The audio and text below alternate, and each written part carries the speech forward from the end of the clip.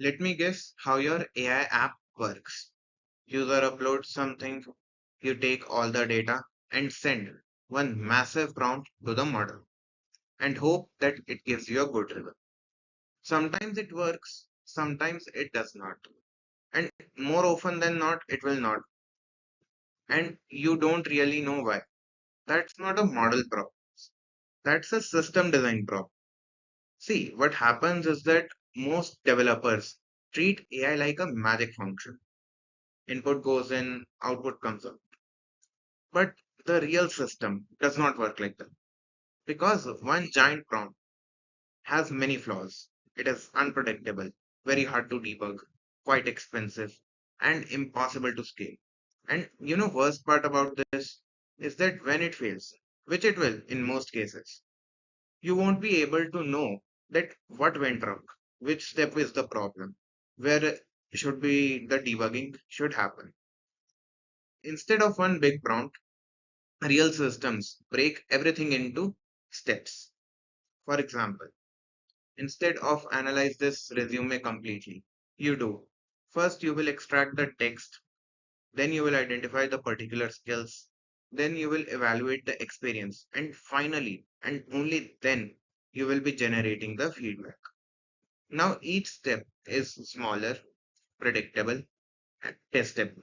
And if something breaks, you know exactly where to look. Like you will know that, okay, my this step broke, so I should work on this. This step was working fine, so I should not touch it. This approach is called a pipeline and it solves multiple problems. First is consistency. See, smaller prompts are more consistent with their results. The results are more predictable if your prompt is smaller. Second is cost. You don't waste tokens on unnecessary context. What happens is that when you are writing a large prompt, you will give a large amount of context also. You will refer to the old steps, to already executed steps, so that the context remains. Here you don't do that because you don't even need to if you have broken everything into steps. Third is debugging. This is one of the most important parts because if you don't know how to debug your system, you are at the mercy of the system because if any errors comes, you won't be able to know that okay, how to repair this system. This is how production AI systems are designed. Let's be real about this. If your prompt has to do parsing, reasoning, formatting, summarizing all at once, you're asking for failure because the model has to do this much work in one go. When it fails, you have no idea which part failed. Because, see, there are many reasons this will fail. You are combining steps, but you are not increasing the time. See, these models take a lot of time, and if you're calling APIs, you are bound by HTTP times. So you have to respect that. And now connect all of this with everything we have built so far.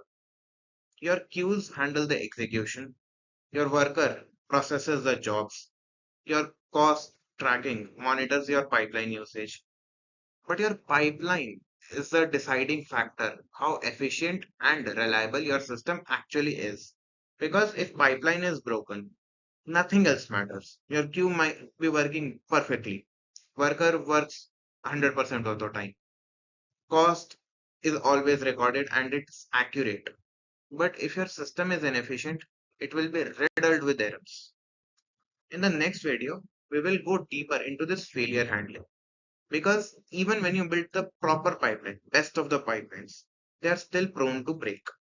And production systems are defined by how they handle particular failures.